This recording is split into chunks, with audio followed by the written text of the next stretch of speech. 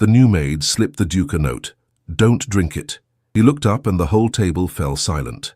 Candelabras bathed Eldenford Hall in amber light, their flames casting trembling shadows across the vast dining chamber. Crystal glinted like stars upon the long mahogany table, where the Thornwell family and their distinguished guests conversed in hushed tones, punctuated by the occasional practiced laugh. 24 noble souls and one invisible spirit, Marian Dove, the new maid who moved like a ghost between them. Duke Alaric Thornwell sat at the head, his austere features carved from marble beneath raven hair. A slight crease between his brows betrayed the tension beneath his composure as he surveyed his guests with those penetrating grey eyes. His fingers traced the stem of his untouched wine-glass. "Your father would have been proud of this gathering, Alaric," Lady Saradine Thornwell remarked from her position of honour, her silver-streaked hair pulled into a severe chignon. "Particularly since we celebrate the announcement of your betrothal." The room stilled as many pairs of eyes darted toward the Duke, who offered a smile that never reached his eyes. "Indeed, mother, though I believe we have yet to make any such announcement." Lady Saradine's lips thinned. "Formalities, my son. Lord Calivar has already assured me of his daughter's acceptance." At this, Lord Calivar raised his glass, his thin lips curled into a smile beneath calculating green eyes. "To new beginnings, cousin. May your cup overflow with fortune." Marian moved silently around the table, refilling glasses, though her heart thundered in her chest. 3 hours earlier, while polishing silver in the butler's pantry, she had overheard whispers that froze her blood. "The Duke will not survive tonight's toast," a man's voice had murmured. "His health shall end faltern before the final course is served." "And the vial?" a second voice had inquired. "Already prepared. The Thornwell legacy shifts tonight." Now, as she approached the Duke with a crystal decanter, she observed Lord Calivar watching Alaric's goblet with unseemly anticipation. Her hand trembled as she leaned forward to pour. "Not yet, girl," the Duke said, his voice neither harsh nor particularly kind. Their eyes met briefly, his curious at her unusual pallor, hers wide with unspoken warning. "Forgive me, your grace," she whispered, stepping back with practiced deference.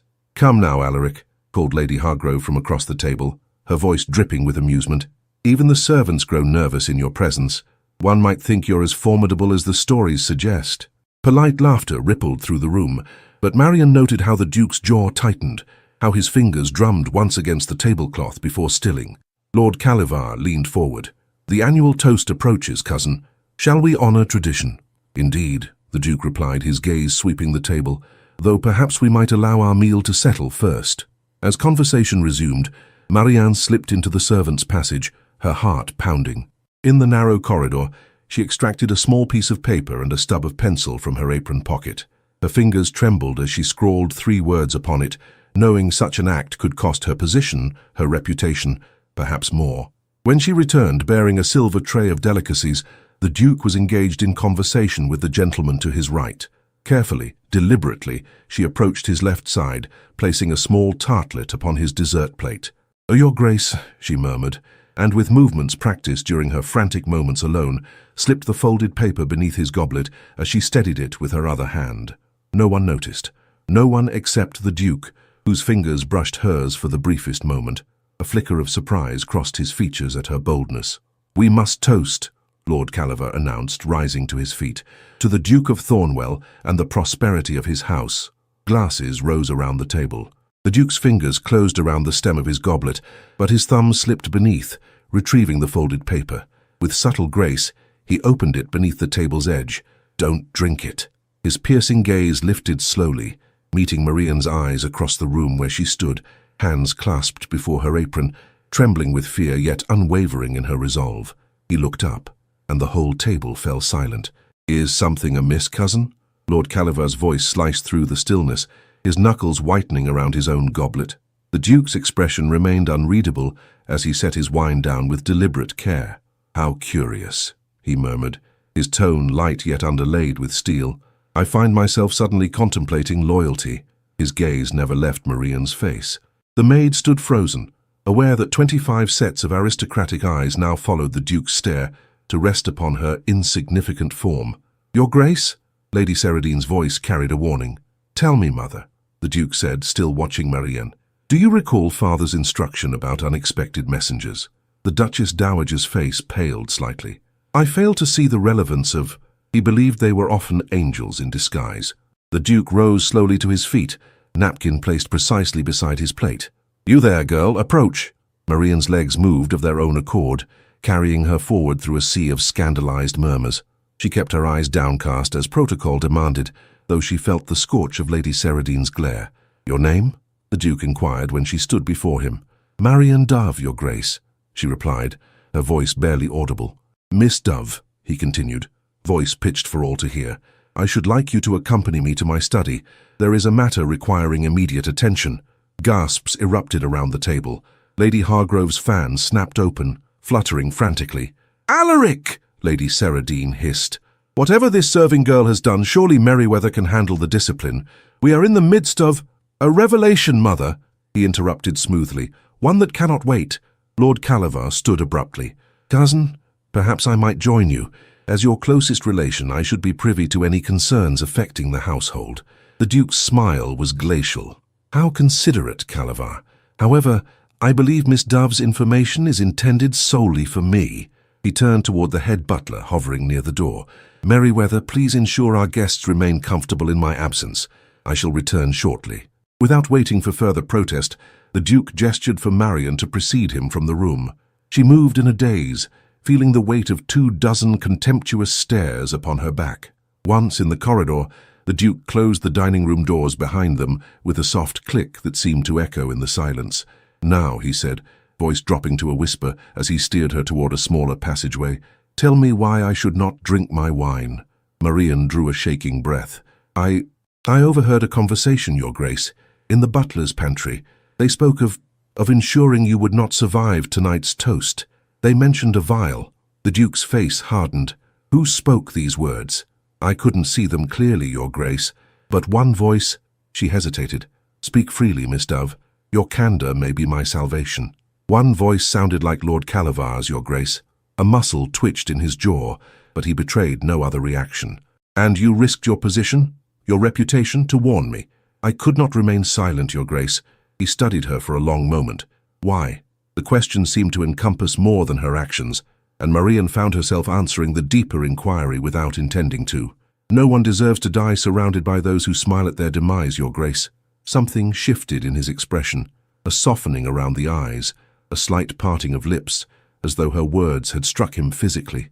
"So you have been at Eldenford Hall for how long?" 3 days, Your Grace." 3 days, he repeated softly. "And you show more loyalty than those who have known me a lifetime." He glanced back toward the dining room. "They will be growing suspicious. What will you do, Your Grace?" A dangerous smile curved his lips. "Spring the trap, Miss Dove." He extended his arm. "With your assistance, if you are willing." Marian stared at the offered limb in disbelief. "Your Grace cannot mean to." "I require a witness beyond reproach, someone whose motives cannot be questioned." His gaze softened. "I am asking much of you, I know, but I promise you shall have my protection, whatever comes." Hesitantly, she placed her fingers upon his sleeve. "I will help, Your Grace." "Alaric," he said suddenly, "if we are to outmaneuver those who wish me harm, I would have you use my given name when we are alone." "I couldn't possibly." "You have already saved my life, Miss Dove. I believe we have transcended formalities." Marian's cheeks colored. "As you wish." "Alaric." His name felt forbidden on her tongue, like tasting wine meant for nobles. He noticed her discomfort and smiled, a genuine smile that transformed his severe features. "Come," he said, leading her toward his study. "We have a conspiracy to unravel, and precious little time." The Duke's study was a sanctuary of leather and mahogany, walls lined with books that climbed toward the ceiling. A fire crackled in the grate, casting dancing shadows across Persian carpets. Marian felt acutely out of place amidst such grandeur. Alaric moved to a cabinet and withdrew a small silver key from his waistcoat pocket. "I have suspected treachery for some time," he confessed, unlocking a drawer.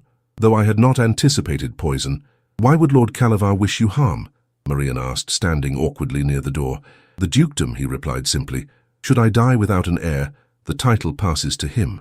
He withdrew a small wooden box from the drawer. "My father died, under similar mysterious circumstances when I was but 20. I never believed it was natural causes." Marianne gasped softly. "You think Lord Calavar?" "I have no proof." He opened the box, revealing several small glass vials and a leather-bound notebook. "But I have been preparing nonetheless." A sharp knock at the door made Marian start. Alaric calmly closed the box and nodded for her to answer. Merryweather stood in the corridor, his dignified face etched with concern. "Your Grace, forgive the interruption. Lady Saradine requests your immediate return. The guests are growing restless. Inform my mother we shall return momentarily," Alaric replied, "and Merryweather, discreetly bring my untouched wine glass to the study. Handle it with the utmost care." The butler's eyes widened slightly, but he bowed without comment and departed. "You trust him?" Marian asked once they were alone again. "Merryweather has served Thornwell for 40 years. His loyalty is beyond question." Alaric returned to the box, removing a small vial of clear liquid. This will reveal the presence of several common poisons. When Merryweather returned with the goblet, Alaric dismissed him with quiet thanks. Using a glass dropper, he extracted a small amount of wine and placed it in a shallow dish. "Watch carefully, Miss Dove," he instructed, adding a drop from the vial. The wine immediately darkened, turning an unnatural purple-black. Alaric's expression hardened. "Nightshade extract. Elegant, but unoriginal." "What happens now?" Marian whispered. "Now we confront the viper," he replied, his voice deadly calm. "But first," he crossed to a small writing desk and penned a swift note. "This goes to Magistrate Holloway.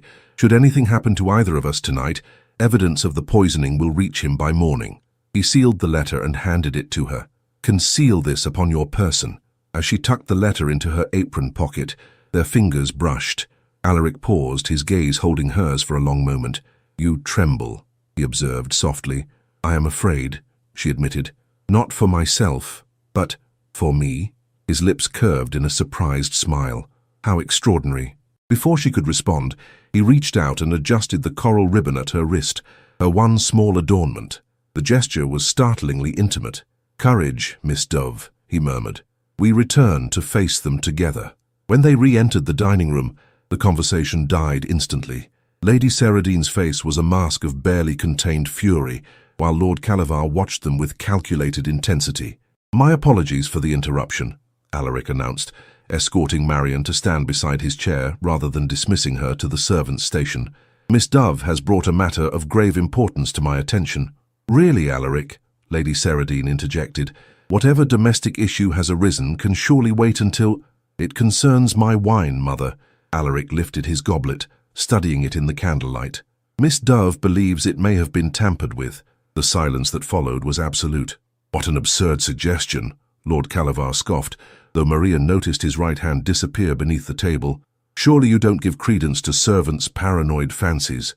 "Ordinarily, perhaps not." Alaric's voice remained pleasant, conversational. However, when combined with certain conversations overheard in the butler's pantry regarding my imminent demise, I find myself inclined to investigate. Lord Calavar's face drained of colour. "What nonsense is this?" "Indeed, what nonsense," Alaric agreed, swirling the wine gently. "Perhaps you might allay my concerns, cousin. Since you selected this particular vintage and insisted it be served tonight, would you honour us by sampling it first?" He extended the goblet toward Calavar, whose eyes widened in poorly disguised horror. I couldn't possibly. The toast is meant for you, as head of the family." "I insist," Alaric said softly, dangerously. "After all, what harm could there be in a simple glass of wine between family?" Lord Calavar's hand trembled as it hovered near the goblet. "Surely you jest, cousin. I would not presume to—" "You presume to select the vintage," Alaric interrupted smoothly. "Surely you would not deny yourself the pleasure of tasting such a carefully chosen wine." Every eye at the table was fixed upon the exchange. Lady Hargrove had ceased fanning herself, her mouth slightly agape. Even the servants stood transfixed along the walls. "This is preposterous," Lady Saradine declared, though her voice lacked its usual authority. "Alaric, you embarrass yourself and insult your cousin with these wild accusations." "No accusation has been made, Mother," Alaric replied, his eyes never leaving Calavar's ashen face. "Merely an invitation to share what my cousin has so thoughtfully provided." Lord Calavar pushed back his chair with sudden violence. "I will not be subjected to this." "This spectacle. How curious," Alaric mused, setting down the goblet. "Your reluctance speaks volumes." He turned to address the stunned gathering. "Ladies and gentlemen, I regret to inform you that someone at this table intended for this night to be my last." Gasps and murmurs erupted around the room. Lord Hargrove rose to his feet. his handlebar moustache quivering with indignation. "Duke Thornwell, these are serious allegations. What evidence supports such claims?" Alaric nodded to Marianne, who stepped forward despite her terror at becoming the focus of so many noble stares. "Speak, Miss Dove," he commanded gently. She clasped her trembling hands before her. "This afternoon, your lordship, I overheard a conversation in the butler's pantry. Two gentlemen discussing how his grace would not survive tonight's toast." Her voice strengthened as she continued.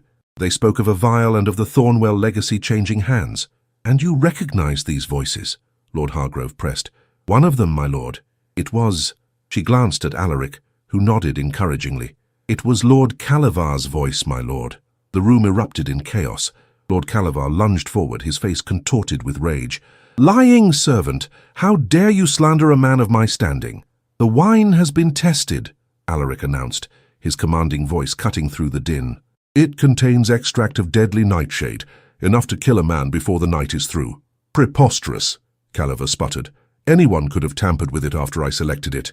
"Indeed," Alaric raised an eyebrow. "Merryweather, who handled the wine this evening?" The butler stepped forward, his dignity unruffled despite the tension crackling through the room. "The bottle was delivered sealed to the kitchen this morning by Lord Calavar himself, your grace. He instructed that it be served only to you, and that no one was to open it before dinner." Lord Calavar's face drained of what little colour remained. His eyes darted toward the door, calculating. "Gentlemen," Alaric said calmly, addressing the male guests, "I believe Lord Calavar may require assistance remaining with us until the magistrate arrives." Two of the men immediately moved to flank Calavar, who backed away, his composure disintegrating with each step. "This is absurd. You cannot believe—" His gaze fell upon Lady Saradine, desperation evident in his eyes. "Aunt Saradine, tell them this is madness." All eyes turned to the Duchess Dowager, whose face had gone utterly still, her hands gripping the arms of her chair. "Mother?" Alaric prompted, his voice softening slightly.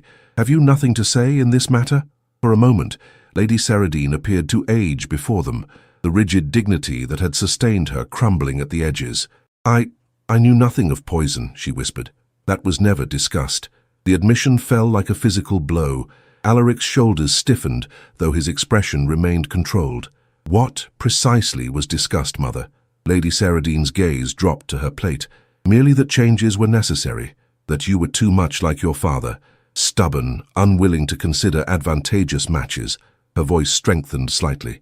"Calavar assured me you would simply be persuaded to step aside, to relinquish certain responsibilities until you demonstrated better judgment." "Through what means?" Alaric's voice was dangerously soft. Lady Saradine did not answer, but her silence was confirmation enough. "Take her to her chambers," Alaric ordered. "She is not to leave until I have spoken with her privately." As two servants hastened to escort the unresisting Duchess Dowager from the room, Lord Calavar made his move. With unexpected agility, he overturned the nearest candelabra, sending flames licking across the tablecloth. In the ensuing confusion, he bolted for the doors. "Stop him!" Alaric commanded, but servants and guests scattered before the spreading fire. Without hesitation, Marianne gathered her skirts and dashed after Calavar's retreating form. She was smaller, quicker, unburdened by the arrogance that made him believe escape was his right. As he fled down the corridor toward the main entrance, she cut through a servant's passage, emerging from a side door just as he reached the grand foyer. Calavar nearly collided with her, his momentum carrying him forward as she stepped deliberately into his path. "You!" he snarled, reaching for her throat. "This is your doing, wretched girl." His fingers closed around her neck, but in his rage, he had forgotten they stood at the top of the marble stairs leading to the entrance hall. As he pushed her backward, Marianne's hands flew up, clutching the lapels of his evening coat. Together they teetered at the edge of the precipice. "Unhand her!" Alaric's voice rang through the foyer as he emerged from the corridor, followed by several guests and servants. The fire had been contained, leaving the Duke free to pursue his treacherous cousin. "Stay back!" Calavar warned, tightening his grip on Marianne's throat. "Or I'll throw her down these stairs!" "You would add murder of an innocent to your crimes?" Alaric took a careful step forward, his eyes never leaving Marianne's frightened face. "Release her, Calavar. It's over." "Nothing is over," Calavar spat. "The dukedom should have been mine. Your father stole it from my father through that sham marriage." "Ancient history, cousin," Alaric replied evenly, "and no justification for the crimes you've attempted tonight." Marian struggled for breath as Lord Calavar's fingers dug into her throat. The world began to dim at the edges, but through the encroaching darkness, she saw Alaric's face, no longer coldly controlled, but alive with a fury that transformed his features. "Last warning, Calavar," he said, his voice soft yet carrying the edge of a blade. "Release her, or I shall show you what mercy truly looks like in its absence." Something in his tone made Lord Calavar hesitate. In that moment of uncertainty, Marian summoned her remaining strength. Her hand found the coral ribbon at her wrist, the small token of identity she permitted herself, and yanked it free. With desperate precision, she swept it across Calavar's eyes. He recoiled instinctively, his grip loosening just enough. Marian twisted away, but her foot caught the edge of the step. As she began to fall backward, a strong hand grasped her arm, pulling her forward against a solid chest. Alaric had moved with astonishing speed, catching her while simultaneously striking Calavar with enough force to send him staggering against the banister. "I have you," Alaric murmured against her hair, one arm encircling her waist, while the other hand tenderly examined the reddening marks on her throat. "You're safe now." 2 footmen seized Lord Calavar before he could recover. The man no longer resembled the polished aristocrat who had proposed a toast mere hours before. His face was contorted with thwarted rage, his clothing disheveled, his dignity in tatters. "Take him to the blue study," Alaric ordered. "Guard him until the magistrate arrives." As the footman dragged the still struggling Calavar away, Alaric's attention remained fixed on Marian. "Can you breathe? Are you injured elsewhere?" She shook her head, unable to speak yet, but drawing comfort from the protective circle of his arms. Around them, guests and servants gathered, watching the scene unfold with expressions ranging from shock to avid curiosity. Lady Hargrove pressed forward, her fan working furiously. "Your Grace, this evening has been most irregular. Perhaps we should withdraw and allow you to address these distressing family matters privately." Alaric acknowledged her with a slight nod. "My sincere apologies for the disruption, Lady Hargrove. Merryweather will arrange for carriages immediately," he addressed the assembled guests.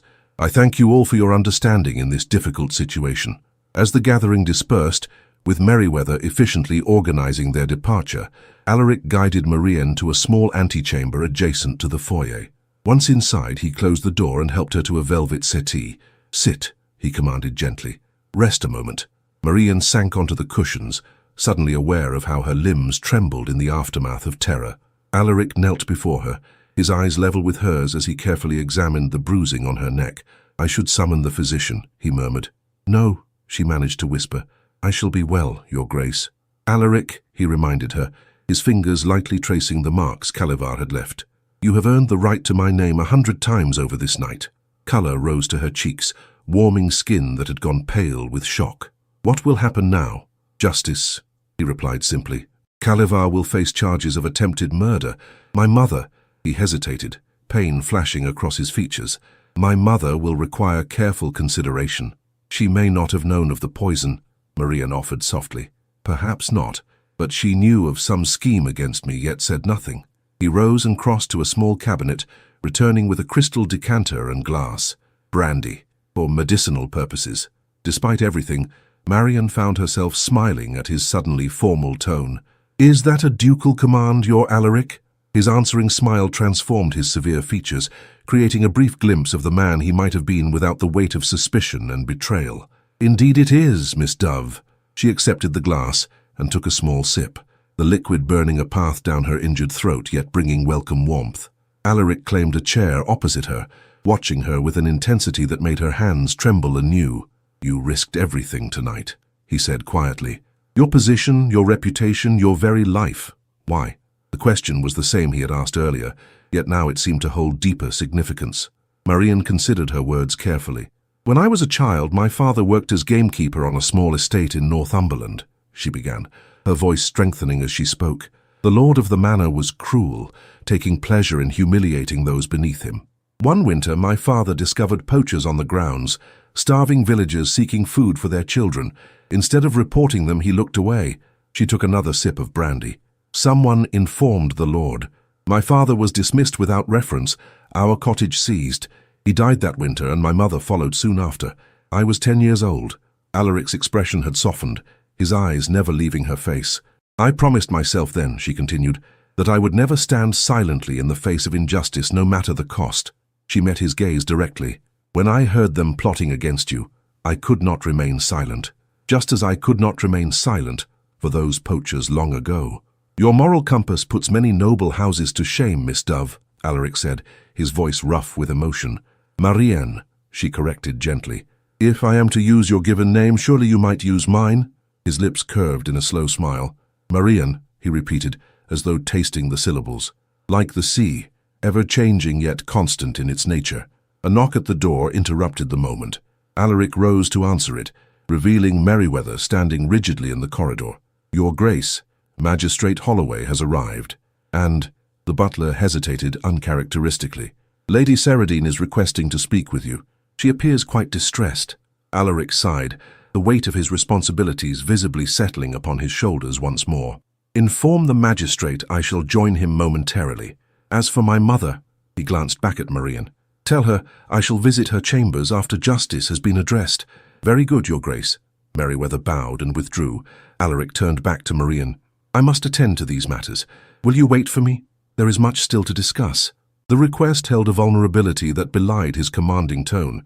Marianne nodded, unable to deny him even had she wished to. I shall wait, she promised. The grandfather clock in the corner had chimed twice before Alaric returned to the antechamber. Marianne had dozed fitfully on the settee, exhaustion overtaking her despite the evening's tumult. She woke at the soft click of the door, instantly alert. Alaric looked weary, the stern lines of his face deepened by the past hours. His cravat had been loosened, his hair slightly disheveled as though he had run his hands through it repeatedly. Forgive my absence, he said, crossing to stand before the small fireplace. Events required careful handling. Marianne sat up, smoothing her rumpled apron self-consciously. Lord Calavar, taken to the magistrate's custody. His trial will be swift, given the evidence and witnesses. Alaric's mouth twisted in a grimace. He confessed, in the end. Not from remorse, but from a desire to ensure my mother's name remained unsullied. And did it? Marianne asked softly. Alaric stared into the dying embers. No. Though she did not know of the poison, she admitted to approving a plan to have me declared mentally unstable, following in my father's footsteps, as she put it. Bitterness colored his tone. Apparently, my refusal to marry Calavar's daughter and my eccentric habit of treating servants as human beings suggested dangerous instability. I'm so sorry, Marianne whispered. He turned to face her, his expression softening. Don't be. Truth, however painful, is preferable to beautiful lies. My mother will retire to the dower house in Shropshire, where she can contemplate the consequences of her actions in comfortable seclusion.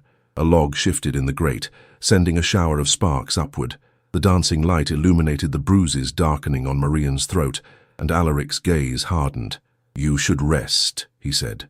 I've had rooms prepared for you in the east wing, far from the servants' quarters. Marianne blinked in surprise. I don't understand. You can hardly continue as a maid after tonight's events, he explained, moving to stand before her. The household has witnessed you saving my life, being attacked by my cousin and engaged in private conversation with the Duke of Thornwell. Your position would be untenable. Fear clutched at her heart. You're dismissing me? No! His vehemence startled them both. More quietly, he continued, No, Marianne, I am suggesting a change in your circumstances, not your departure. What sort of change? He hesitated, seeming uncharacteristically uncertain. I'm not entirely sure yet, but I know I cannot allow you to return to servitude after what you've done. He knelt before her, taking her hands in his. You saved my life tonight. Allow me to help secure yours. The intimacy of the gesture, the warmth of his hands enveloping hers, sent a tremor through Marianne that had nothing to do with fear. What will the household think? They will think what they wish, he replied with a dismissive shrug. I have spent a lifetime being judged for decisions that affect no one but myself. I find I have little patience for it anymore.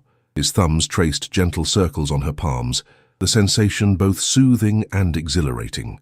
Tomorrow we shall discuss possibilities for your future, but tonight you need rest and recovery.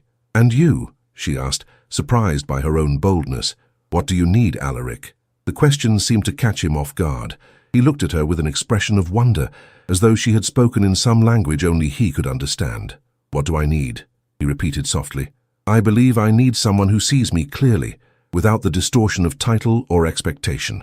Someone who values truth over comfort, courage over convention. His fingers tightened gently around hers. "I believe I need you, Marian Dove." Her heart stuttered in her chest. "You cannot mean—" "I'm not sure what I mean," he admitted with a self-deprecating smile. "Only that tonight has changed everything, and I find myself unwilling to return to the isolation that preceded it." His expression grew serious. "I have known you mere days, yet you have shown me more loyalty than those who have known me a lifetime. That seems significant." Marian struggled to find words that wouldn't betray the tumult of emotions his touch, his words, had awakened. "The household will talk," she managed finally. "Let them." He released her hands and reached up to touch the coral ribbon she had retrieved and retied at her wrist. "This small token, it means something to you." She nodded. "It was my mother's. All I have left of her." "It saved you tonight," he observed. "Quick thinking, using it as you did." "Desperation often breeds inspiration," she replied with a small smile. "Indeed." He rose smoothly to his feet. "Come, I'll escort you to your rooms. Mrs. Winters has left nightclothes and necessities for you."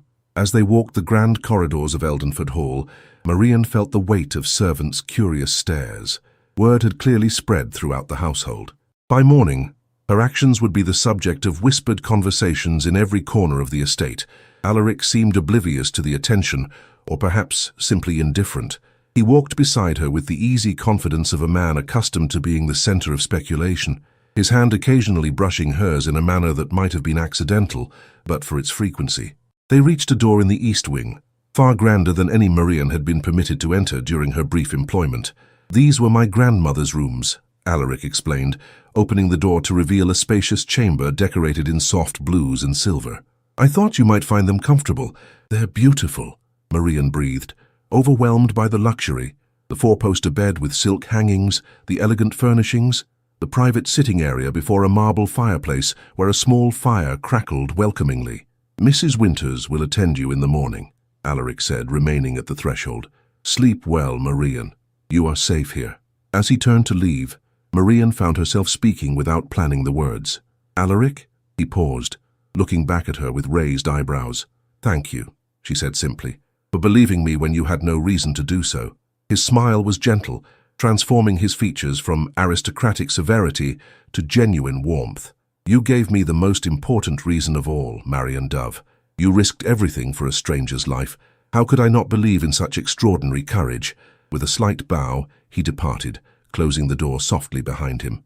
Marian stood motionless in the center of the room, her fingers absently tracing the coral ribbon at her wrist, wondering at the strange twist of fate that had brought her from invisibility to the center of a duke's attention in the space of a single evening. Dawn filtered through gauzy curtains, casting the grand bedchamber in soft golden light. Marian woke disoriented, the luxurious bed foreign to her senses, accustomed to a narrow cot in the servants' quarters. For a moment, she believed herself dreaming, until her fingers brushed the tender bruises on her throat, and memory rushed back with painful clarity. A gentle knock at the door preceded the entrance of Mrs. Winters, the housekeeper. The older woman carried a tray of tea and toast. Her normally stern countenance softened with something approaching respect. "Good morning, Miss Dove," she said, setting the tray on a small table near the window. "His Grace requested you be allowed to rest, but thought you might appreciate some refreshment when you woke." Marian sat up, clutching the unfamiliar silk bedclothes to her chest. "Thank you, Mrs. Winters." The housekeeper hesitated, then said, "The household is speaking of your bravery, Miss Dove. Not many would have risked themselves as you did." "I only did what was right," Marian replied, uncomfortable with the praise. Mrs. Winters nodded approvingly. "His Grace has instructed that a bath be prepared for you, and I've taken the liberty of bringing some suitable garments." She gestured to a chair where a simple but elegant day dress in dove-grey silk lay draped. "They belonged to His Grace's late aunt, Lady Caroline. She was near your size." Marian's eyes widened. "I couldn't possibly—" "His Grace insists," Mrs. Winters interrupted firmly. "He awaits you in the morning room when you are prepared."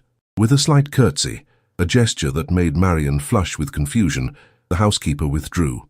After bathing in the copper tub brought by two maidservants who regarded her with undisguised curiosity, Marian dressed in the borrowed finery. The silk whispered against her skin, the cut and quality unlike anything she had worn before. A looking-glass revealed a transformed reflection. The gown's modest neckline emphasized her slender throat, where purpling bruises stood stark against her pale skin. She tied her coral ribbon around her wrist, the familiar token a comforting anchor in this sea of strangeness. Then, with a deep breath to steady her nerves, she left the sanctuary of the bedchamber. A footman directed her to the morning room, a light-filled chamber overlooking the eastern gardens. Alaric stood by a tall window, his tall figure silhouetted against the morning light. He turned at her entrance and for a moment simply looked at her, his expression unreadable. "You look rested," he said finally, moving to pull out a chair for her at the small breakfast table. "Though those marks on your throat concern me still, they will fade," she assured him, taking the offered seat. "Your household has been most kind, as they should be." He claimed the chair opposite hers, his posture relaxed yet retaining the inherent dignity of his station. "I trust you slept well." "Better than I expected, given the circumstances." She hesitated, then asked, "Has there been any further news of Lord Calavar?" A shadow crossed Alaric's features. "He remains in custody. The magistrate informs me that evidence of previous poisonings has been discovered among his possessions, including one that suggests he may indeed have been responsible for my father's death." "I'm so sorry," Marian said softly. "As am I." He poured tea for them both, the domestic gesture at odds with his aristocratic bearing. "But I did not ask you here to discuss Calavar's crimes. We must address your future, Marian." She curled her fingers around the delicate porcelain cup, drawing comfort from its warmth. "I understand I cannot return to my position." "Indeed not." He set down his cup with deliberate care. "I have been considering alternatives. You mentioned your father was a gamekeeper. Did he teach you to read and write?" "Yes," she replied, surprised by the question. "My mother had been a governess before her marriage. She ensured I received a proper education, despite our circumstances." Satisfaction flickered across his face. "Excellent. That expands our options considerably." He leaned forward slightly. "I have several proposals for your consideration." The word proposals sent an unexpected flutter through Marian's chest, though she knew he meant nothing beyond practical arrangements. "First," he continued, "I could arrange a position for you in London, perhaps as a companion to an elderly relation of mine. Lady Devereux is kind if somewhat eccentric, and would treat you well." The thought of London, crowded, noisy, far from the countryside she knew, held little appeal, though Marian recognized the generosity of the offer. "Alternatively," Alaric said, watching her reaction carefully, "there is a cottage on the estate near the old stone bridge. It once housed the librarian and remains in good condition. You might take up residence there, with a small stipend to ensure your comfort, perhaps working in some capacity that suits your abilities." "You would give me a cottage?" Marian asked incredulously.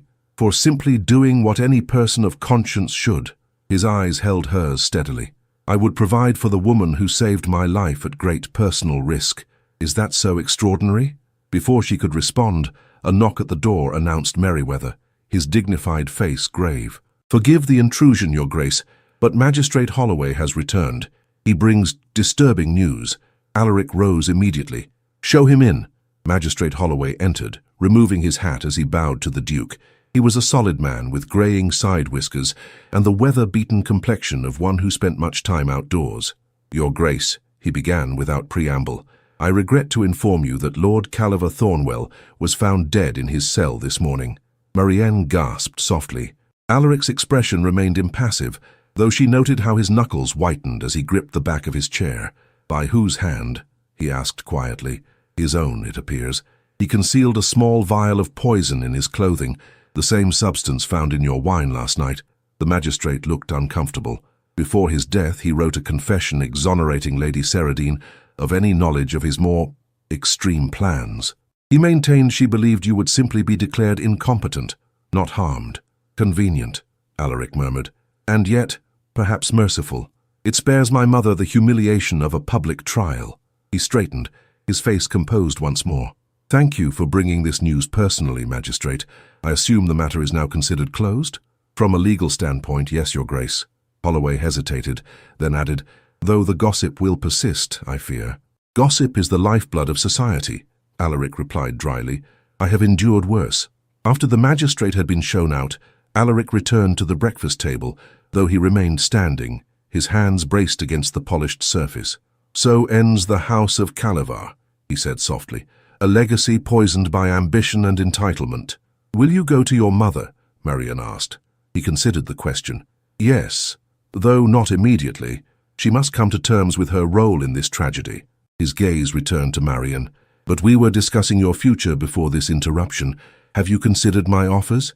The abrupt return to their previous conversation startled her. I'm not certain either would be appropriate, Your Grace. Alaric, he corrected gently. Alaric, she amended. Your generosity is extraordinary, but I fear accepting either position would only feed the gossip the magistrate mentioned. A former maid suddenly elevated to cottage resident or companion to a lady. People would talk. People always talk, he replied dismissively. Their opinions matter little to me.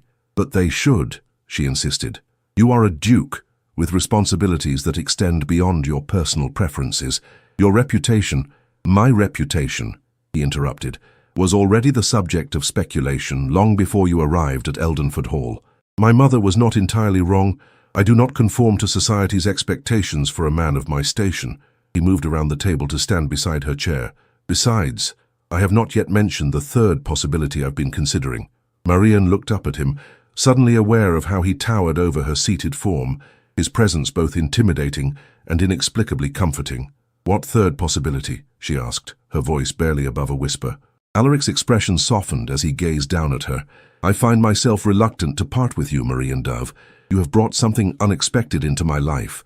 Honesty without agenda, courage without calculation.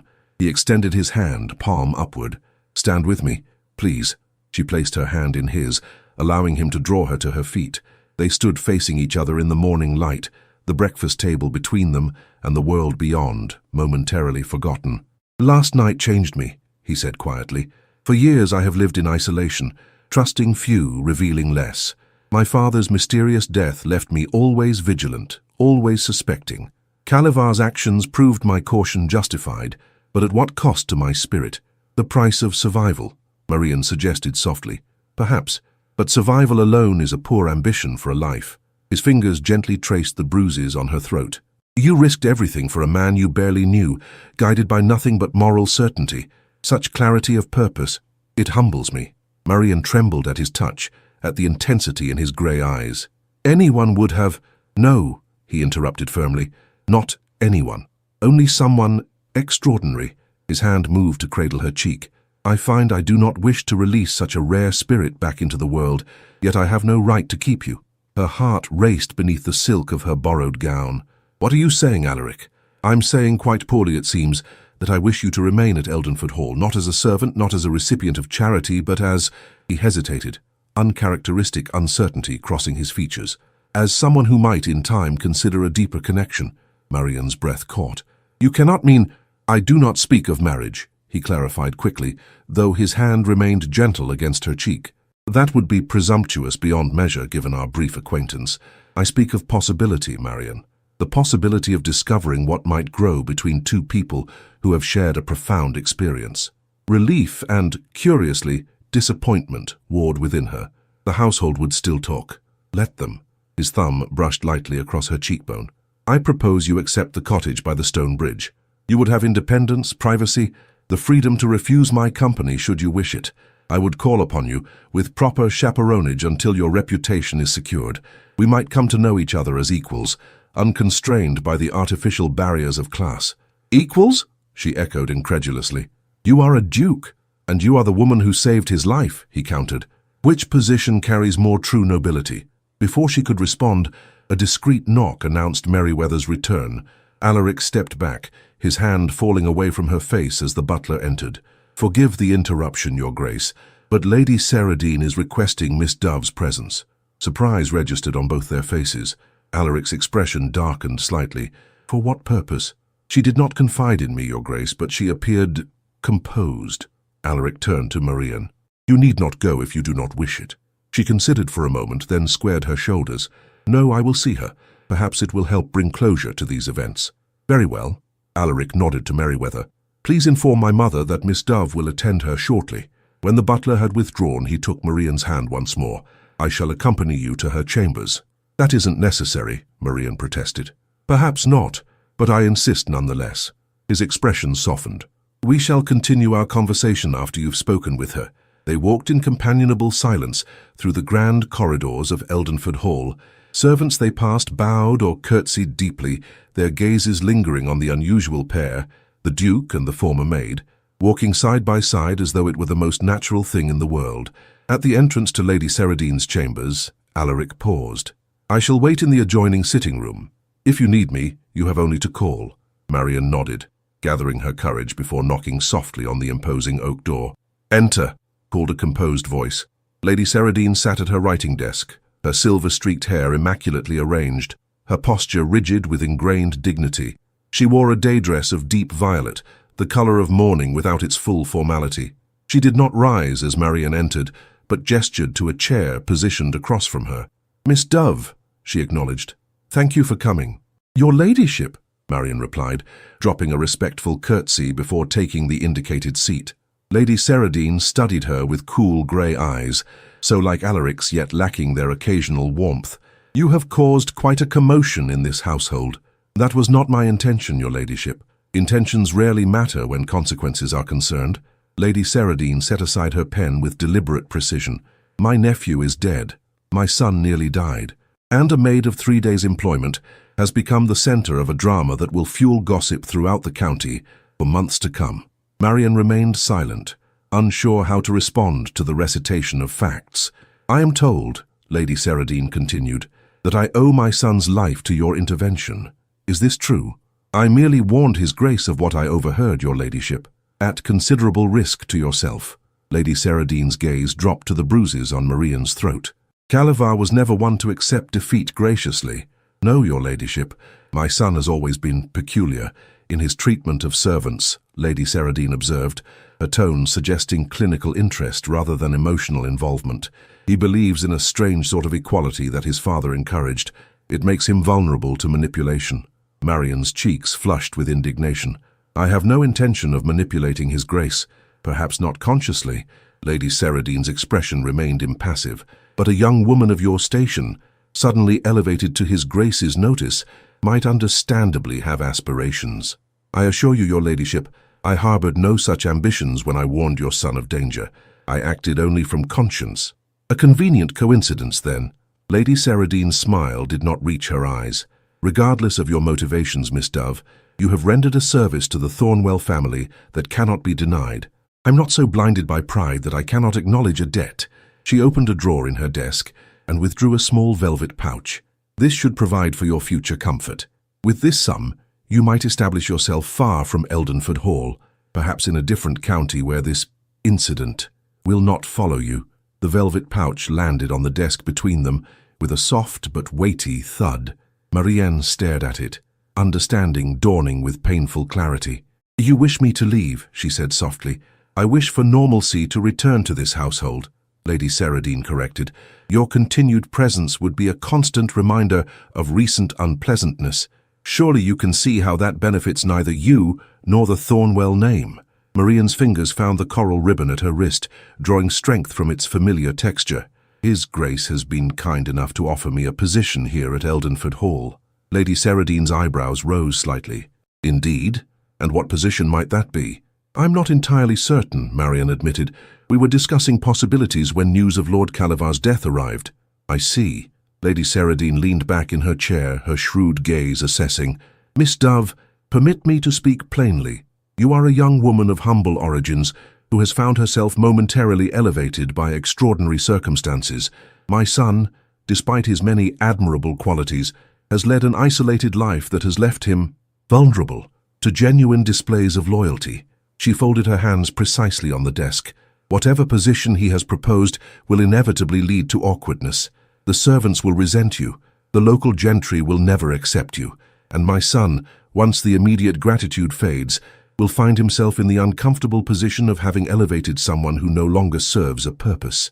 Each word struck Marianne like a physical blow, articulating fears that had lurked in her own heart. "Your ladyship speaks harshly. I speak truthfully, Miss Dove, a quality you profess to value." Lady Ceredine pushed the velvet pouch forward. "This sum represents genuine gratitude for your service to my son. It will establish you comfortably elsewhere, where you might begin anew without the shadow of recent events." Marianne made no move to take the offered payment. "And if I choose to stay?" Lady Ceredine's expression hardened. "Then you prove yourself motivated by self-interest rather than the nobility of character my son attributes to you. I believe," came Alaric's voice from the doorway. That would depend entirely on why she chooses to stay, Mother. Both women turned. Alaric stood in the open doorway, his expression controlled, but his eyes blazing with cold fury.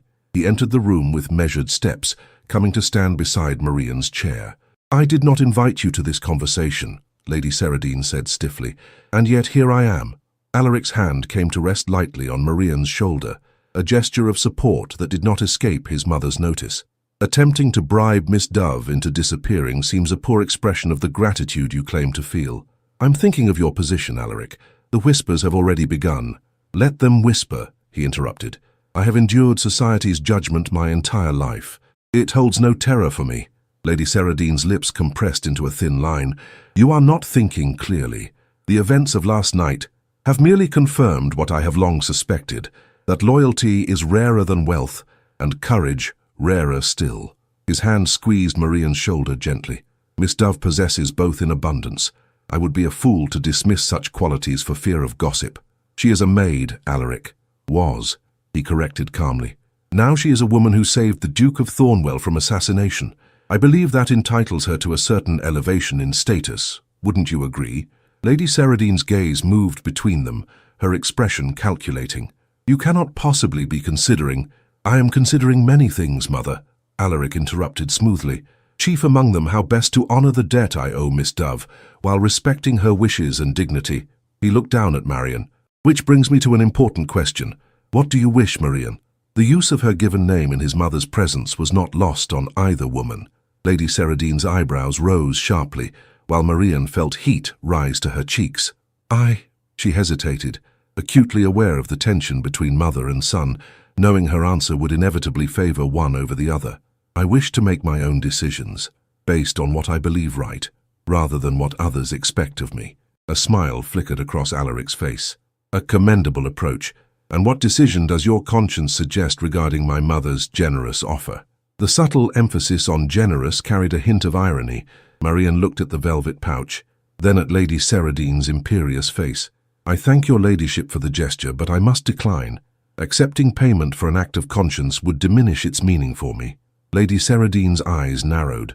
"Pride is a luxury few in your position can afford, Miss Dove." "Perhaps," Marian agreed quietly, "but it is often all we have." Alaric's hand tightened briefly on her shoulder. "I believe we have taken enough of my mother's time. She has preparations to make for her journey to Shropshire." He offered his arm to Marian.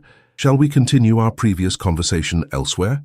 Marian rose and placed her hand upon his sleeve, feeling Lady Saradine's disapproving gaze like a physical weight. "Thank you for receiving me, your ladyship." As they turned to leave, Lady Saradine spoke once more. "Alaric," he paused, looking back at his mother with a raised eyebrow. "You are making a mistake," she said simply. "Perhaps," he acknowledged. "But it is my mistake to make, Mother, a privilege of the station you and Calivar were so desperate to control." With a slight bow, he escorted Marianne from the room, closing the door firmly behind them. In the corridor, Marianne released a shaky breath she hadn't realized she'd been holding. "I fear I've worsened the breach between you and your mother." "The breach was of her making, not yours." Alaric guided her toward a set of French doors that opened onto a private garden terrace. "Though I admit I had not expected her to be quite so transparent in her attempt to remove you." The spring air was sweet with the scent of blooming roses as they stepped outside. Marian breathed deeply, grateful for the open space after the stifling atmosphere of Lady Saradine's chambers. "She makes a valid point," Marian said quietly. "My continued presence will fuel gossip. Gossip is inevitable in a house like Eldenford Hall." Alaric led her to a stone bench beneath a blossoming cherry tree. "The only question is whether we allow it to dictate our actions." They sat side by side, a proper distance between them, though close enough that Marian could sense the warmth radiating from him, could smell the subtle scent of sandalwood that clung to his clothing. "Before we were interrupted," Alaric continued, "I was proposing a rather unconventional arrangement." "The cottage by the stone bridge," Marian recalled. "Yes." He turned slightly to face her. "Independence, with the possibility of exploration. Of whatever this connection between us might become, given time and freedom to develop naturally." "It's impossible," she whispered, though her heart argued otherwise. "The distance between our stations means nothing to me," he interrupted gently, "though I understand it may mean something to you." Marian looked down at her hands. at the fine silk of the borrowed gown, so at odds with the simple coral ribbon at her wrist. "I have no wish to be a source of difficulty in your life, Alaric. You have endured enough." "Then do not make decisions based on what you believe best for me," he replied, a hint of stubbornness entering his tone. "I am quite capable of determining that for myself. Make your choice based on what you truly want." The challenge in his voice forced her to look up, to meet those intense grey eyes that seemed to see through all pretense. "What I want," she said slowly, "is to never again feel invisible. To be valued for who I am rather than what service I provide." "Then we want the same thing," Alaric said softly, "for I too wish to be seen for myself, not merely the title I bear." A fragrant breeze stirred the cherry blossoms above them, sending pale petals drifting down around their shoulders like snow. One landed in Marian's hair, and Alaric reached out to gently brush it away, his fingers lingering against the soft strands. "Say yes to the cottage," he murmured. "Say yes to possibility." In that moment, with spring unfurling around them, and the weight of the previous night's dangers behind them, Marian found herself believing that impossible things might indeed be possible. "Yes," she whispered, "to possibility." His smile transformed his features, erasing the stern lines of duty and suspicion, revealing the man who might have existed had life been kinder. "Then it is settled. The cottage shall be prepared immediately." His hand found hers, fingers interlacing with gentle pressure. "And we shall discover, Marian Dove, exactly what fate intended when it brought you to Eldenford Hall." 3 weeks passed like fleeting dreams. Spring descended fully upon Eldenford Hall, transforming the grounds into a riot of colour and fragrance. The cottage by the stone bridge underwent a remarkable transformation as well. Its thatched roof mended, its stone walls cleaned, its gardens cleared of winter's debris and planted with herbs and flowers. Marianne watched the renovation with a sense of unreality. Each morning she woke in the grand bedroom Lady Caroline had once occupied, half expecting to find herself back in the servants' quarters. The extraordinary events of that fateful dinner, nothing but an elaborate fantasy. Yet reality persisted. Lady Saradine departed for Shropshire with minimal ceremony, her farewell to Alaric stiff but correct, her acknowledgement of Marian pointedly absent. The household adjusted to her absence with surprising ease, as though a weight had been lifted from the great house. Alaric visited Marian daily, sometimes briefly, sometimes for hours of conversation in the privacy of the East Wing gardens. Always they maintained proper decorum. Mrs. Winters or another suitable chaperone discreetly present, though often engrossed in needlework or a book at a respectable distance. On this particular morning, Marian stood in the centre of the cottage's newly furnished sitting room, running her fingers along the polished surface of a small writing desk, positioned near the window overlooking the stream. "Is it to your liking?" Alaric asked, watching her from the doorway. Mrs. Winters busied herself arranging dried lavender in a vase by the hearth, providing the requisite chaperonage while allowing them a measure of privacy. "It's beautiful," Marian replied honestly, "though far grander than anything I've known before." The cottage, though modest by aristocratic standards, represented luxury beyond her previous experience. Comfortable furniture, bright windows, a small but well-appointed kitchen, 2 bedchambers, and this charming sitting room with its view of the ancient stone bridge arching gracefully over the stream. "It was designed for a scholar," Alaric explained, moving to stand beside her at the window. "The previous Duke's librarian lived here for nearly 40 years. He said the sound of the water helped him think. I can understand why." Marian gazed out at the dappled sunlight playing across the water's surface. "It's peaceful here. Too isolated, perhaps." Alaric studied her face. "You would be a quarter-mile from the main house." "I think I shall appreciate the distance," she admitted. "The servants still watch me as though I might suddenly sprout wings or a second head." Alaric chuckled, the sound warming her more than the spring sunshine. "They'll adjust in time. Humans are remarkably adaptable creatures, some more than others." She turned to face him. "The village must be buzzing with gossip by now." "Undoubtedly," he agreed without concern, "though the story has grown considerably in the telling. According to Mrs. Winters, the baker's wife believes you are a foreign princess in disguise, rescued from piratical kidnappers." Marian couldn't suppress a laugh. "How terribly exotic. I fear the truth is far more mundane." "I disagree." His expression softened. "There is nothing mundane about courage, Marian." The way he said her name, like something precious held on the tongue, still sent a flutter through her chest that no amount of rational thought could suppress. "When shall I move in?" she asked, changing the subject.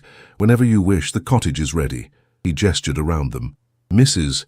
Winters has stocked the pantry, and I've taken the liberty of filling the small bookcase with volumes I thought might interest you." Marian crossed to examine the collection, an eclectic mixture of poetry, novels, history, and natural philosophy.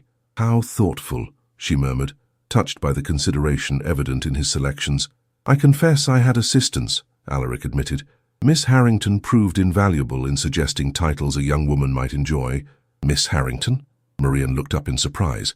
"The vicar's daughter," he explained, "a well-read young woman who often borrows from the Eldenford library.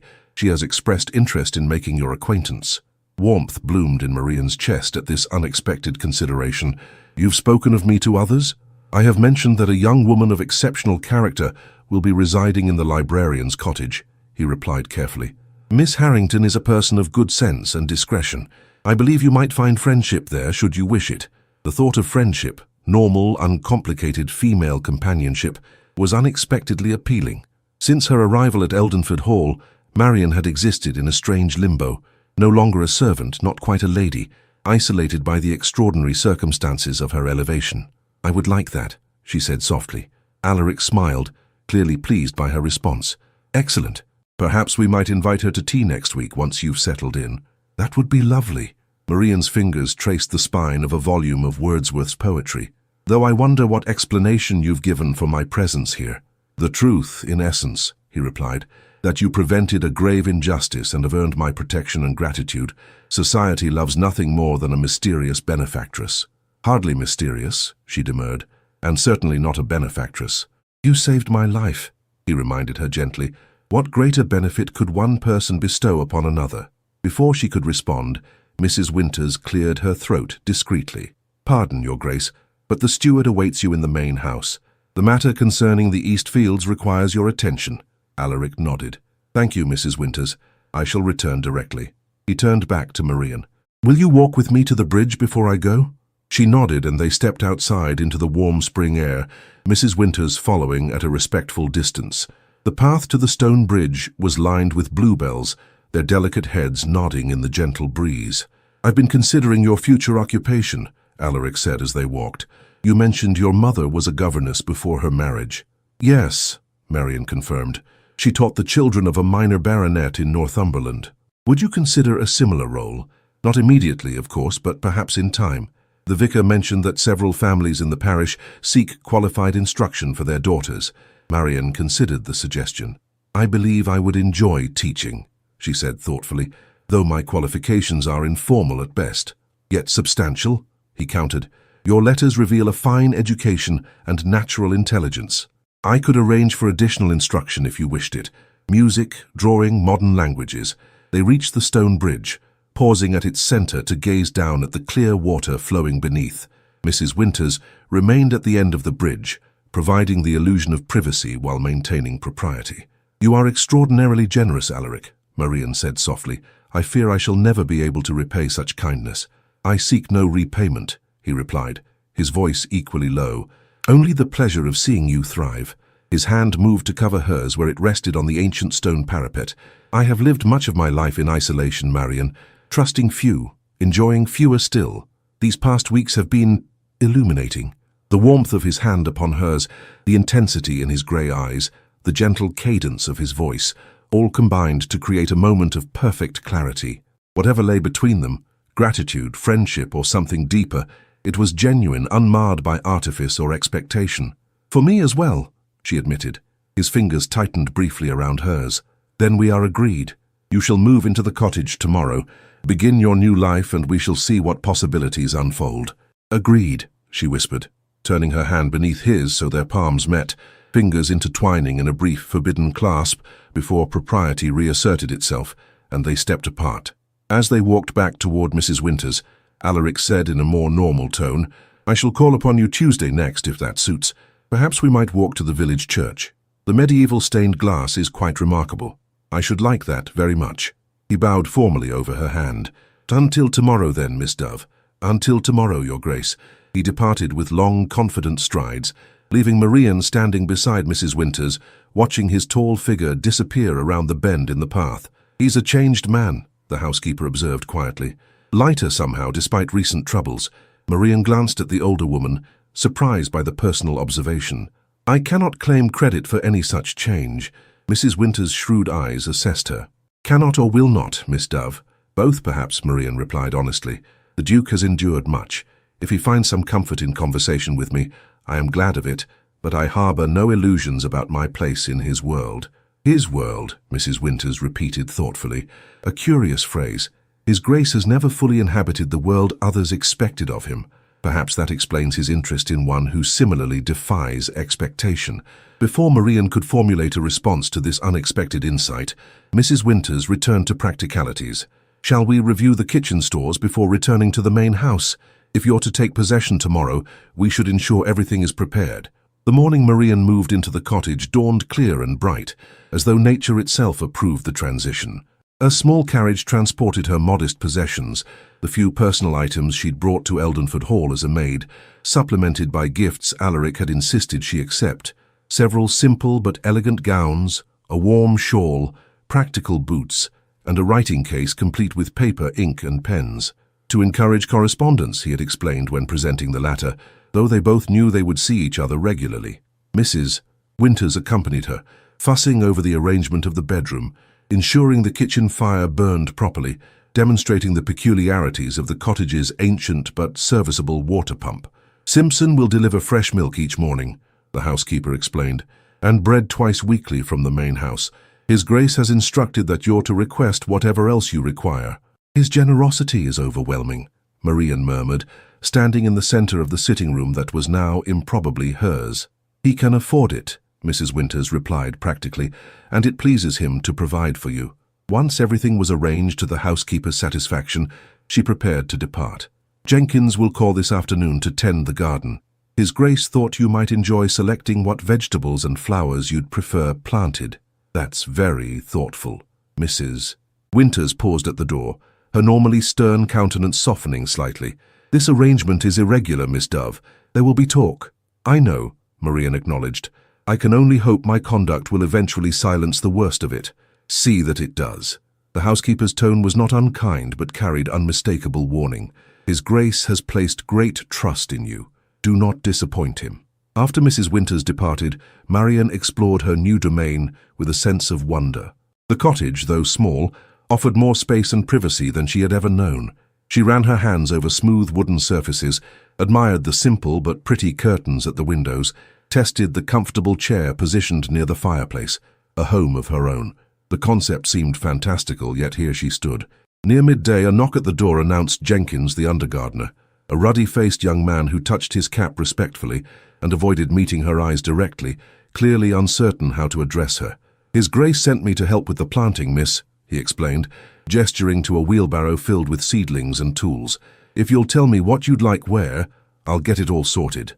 They spent a pleasant hour planning the small kitchen garden behind the cottage.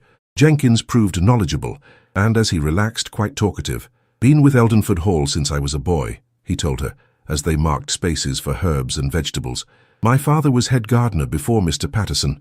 Never seen His Grace take such an interest in a tenant cottage before, begging your pardon for saying so.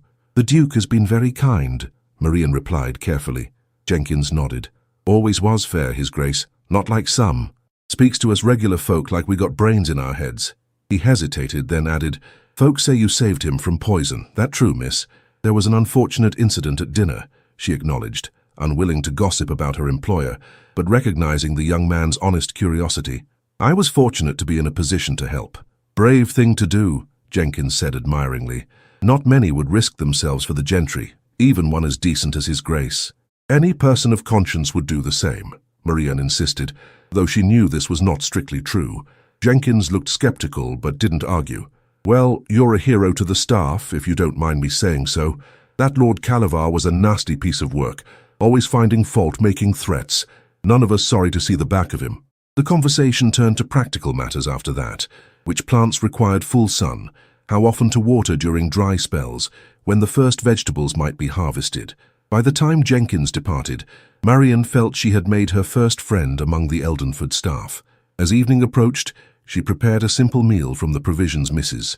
Winters had stocked, finding unexpected pleasure in tending her own fire, cooking to her own preferences without consideration of others' schedules or requirements.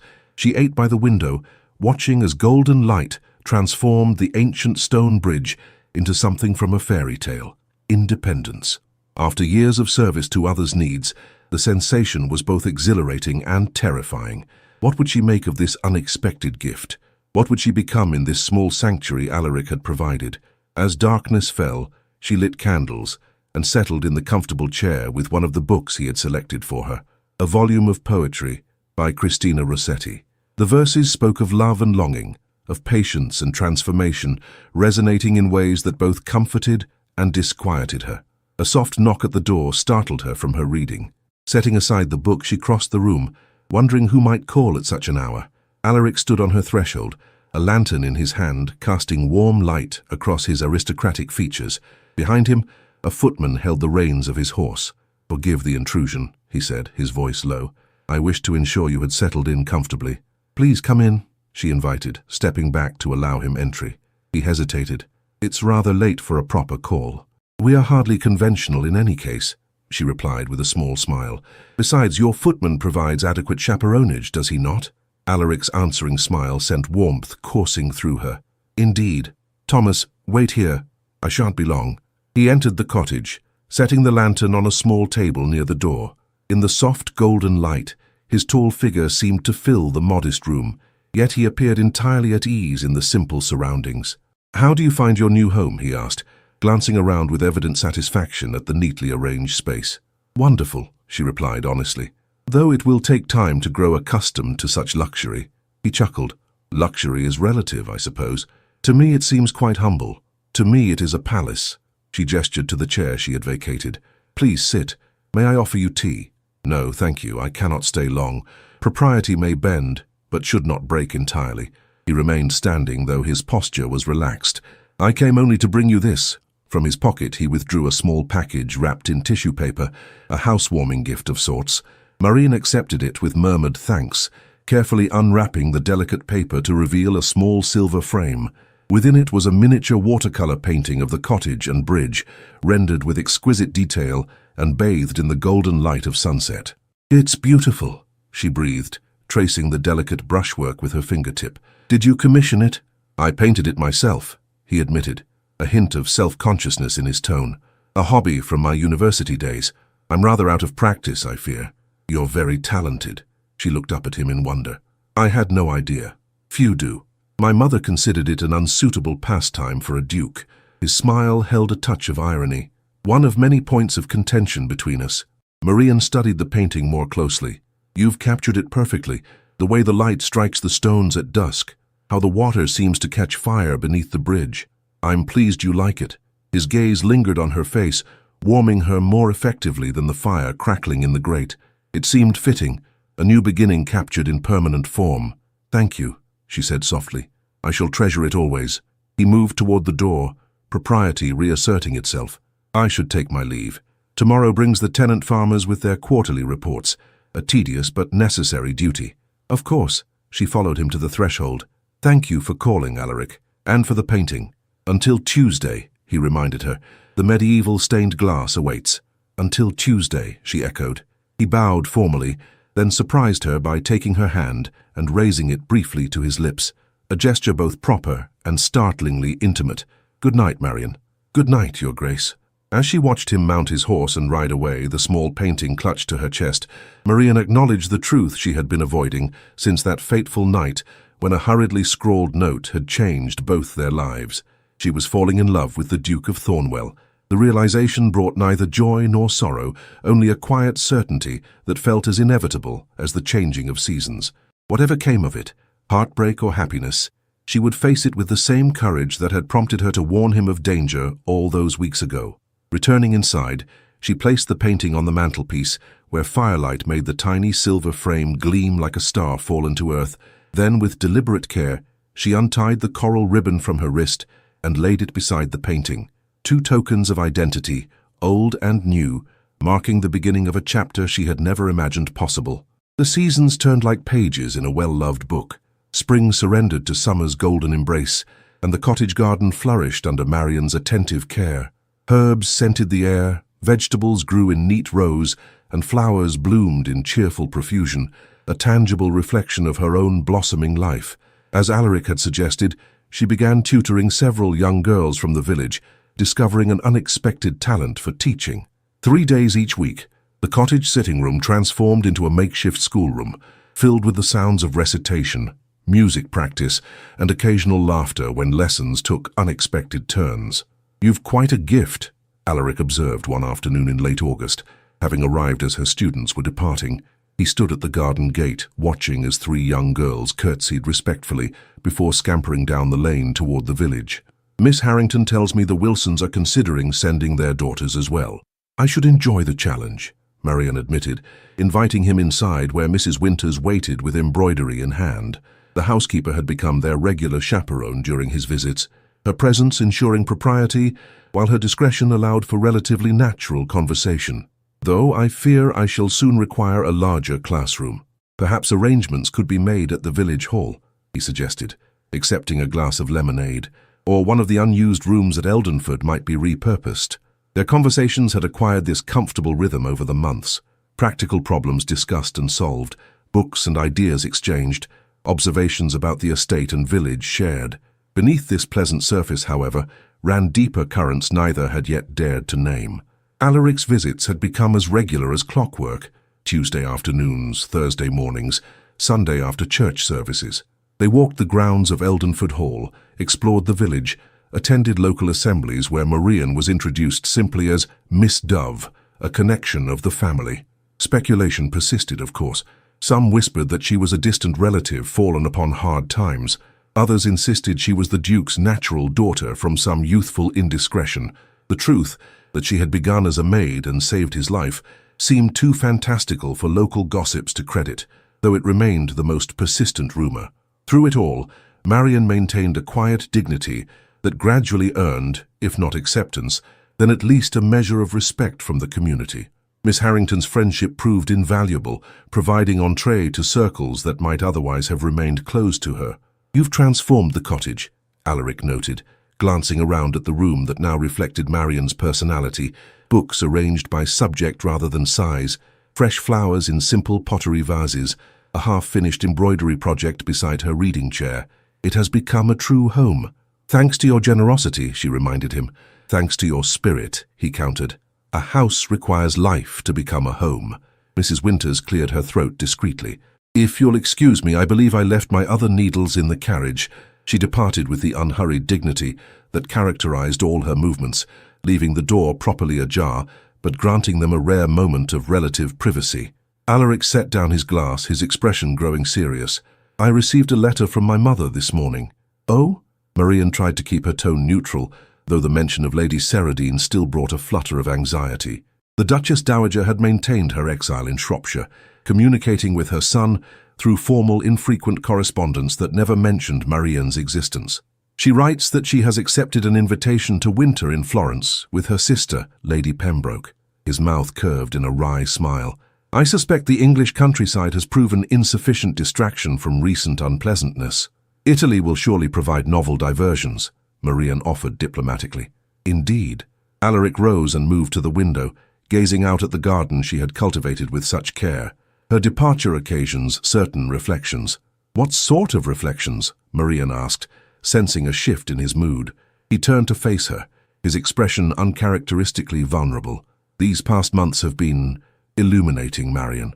The time we've spent together has brought me a contentment I scarcely believed possible after years of isolation and suspicion." Her heart quickened. "I have found great happiness as well. Have you?" His gaze held hers intently. "Truly? This life, so far removed from what your birth prepared you for, it satisfies you." "More than I could have imagined," she replied honestly. "Teaching brings me joy. The cottage is a sanctuary, and your friendship—" She hesitated, then continued with quiet courage. "Your friendship has been the greatest gift of all." "Friendship," he repeated softly. "A pale word for what has grown between us, I think." Before she could respond, Mrs. Winters returned, effectively ending the moment of candor. The conversation turned to safer topics: the upcoming harvest festival, plans for autumn planting, a new book of poetry recently published in London. Yet something had shifted. A door cracked open that could not be fully closed again. 2 days later, Alaric arrived unexpectedly as Marian was deadheading roses in her front garden.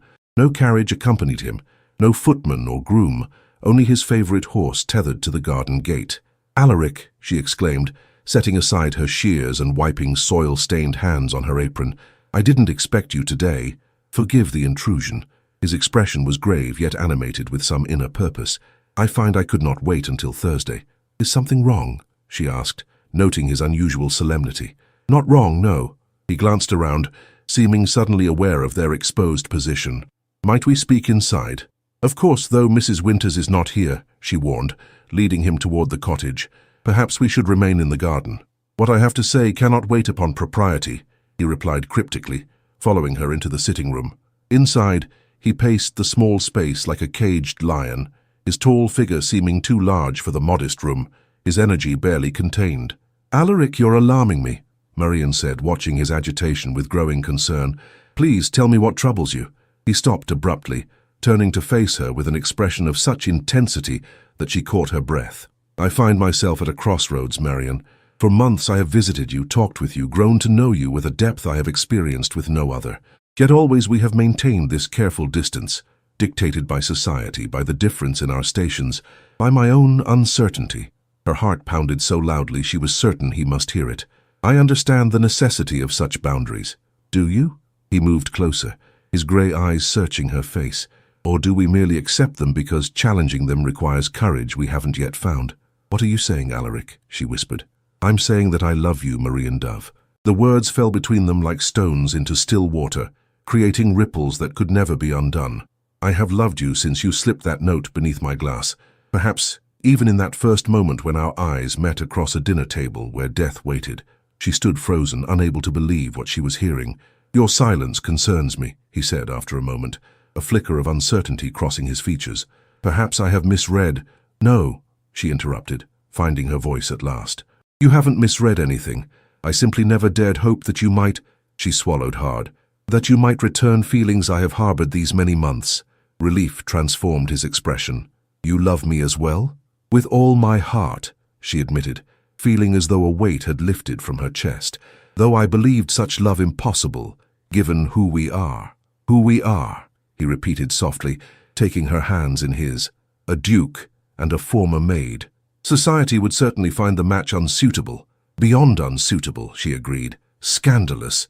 Your position, your responsibilities—" "My position grants me certain privileges," he interrupted gently, "including the freedom to choose my own happiness.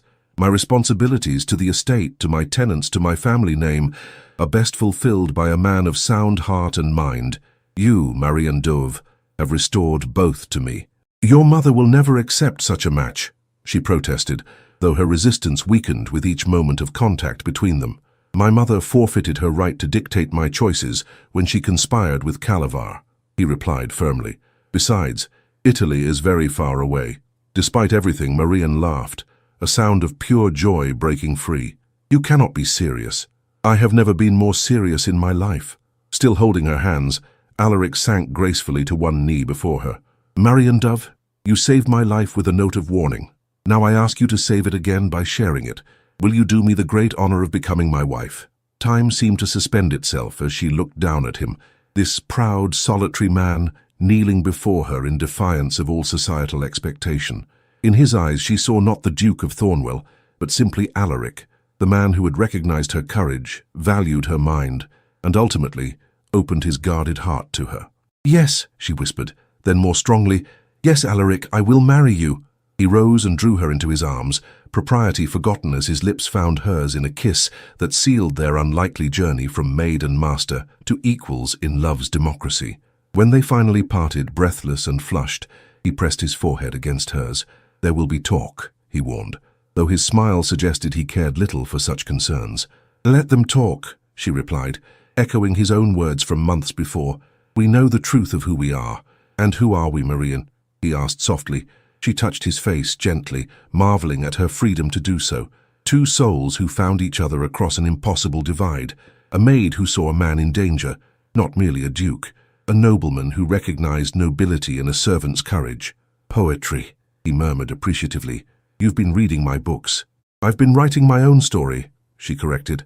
"With your help." He kissed her again, more gently this time. "Our story has only just begun, my love, and I intend for it to be a very long tale indeed." 2 months later, in the small Norman church that had stood for centuries near Eldenford Hall, the Duke of Thornwell married Marian Dove. The ceremony was modest by aristocratic standards, but overflowed with genuine well-wishers. Tenants who respected their fair-minded landlord, villagers who had come to admire the quiet dignity of the former maid, servants who had witnessed the unlikely romance unfold. Miss Harrington served as bridesmaid, Mrs. Winters wept discreetly into her handkerchief, and Jenkins had filled the church with flowers from the Eldenford greenhouses. Lady Saradine sent a brief but correct note of acknowledgement from Florence, along with a pair of antique pearl earrings that had belonged to Alaric's grandmother. As they emerged into autumn sunshine, husband and wife paused on the church steps. Marian's simple ivory gown gleamed in the golden light, and at her wrist, visible beneath delicate lace, she wore her coral ribbon, a reminder of the courage that had led her to this moment. "Happy, Duchess?" Alaric murmured, his hand warm against her back. "Happier than I ever dreamed possible," she replied, gazing up at the man who had seen beyond her station to the woman beneath. "Though I fear I shall never grow accustomed to that title." "You have time," he assured her, smiling down at her with unguarded tenderness. "A lifetime, in fact." Together, they descended the steps to begin that lifetime, a journey neither could have imagined on that fateful evening when a new maid slipped the Duke a note, "Don't drink it," and he looked up, and the whole table fell silent. In life's grandest mansions and humblest corners, true nobility is not determined by the circumstances of one's birth, but by the courage of one's actions. Marian and Alaric's journey reminds us that the boundaries society erects between people, class, wealth, status, are but illusions when measured against the authentic connections of the human heart. Their story teaches us that sometimes the greatest acts of courage are not dramatic battles, but quiet moments of moral clarity when we choose to speak truth, regardless of consequence. In a world that often values appearance over substance, remember that one note of warning, one moment of genuine concern for another, can alter the course of destinies. Like the coral ribbon at Marian's wrist, carry with you some token of your truest self, and let it guide you when convention would silence your voice. For it is not the grandeur of our surroundings, but the integrity of our choices that reveals our true worth. Did this tale of courage, forbidden connection, and love that transcends social boundaries touch your heart? Subscribe to our channel for more enchanting Victorian romances that transport you to a world of passion, intrigue, and timeless emotion. Every week, we bring you a new story where love triumphs over adversity and courage is rewarded with happiness. Leave a comment sharing your favorite moment from Marian and Alaric's journey. Was it the fateful note that saved his life, their walks by the stone bridge, or perhaps the moment he knelt before her, defying all convention? Your engagement helps our stories reach others, seeking the same escape into a more romantic era. Thank you for joining us on this adventure, and remember, sometimes the greatest love stories begin with the smallest acts of courage. Thank you for listening from all of us at Victorian Romance, Audio Stories. Until next time, may your own story be filled with courage, connection, and love that sees beyond all boundaries.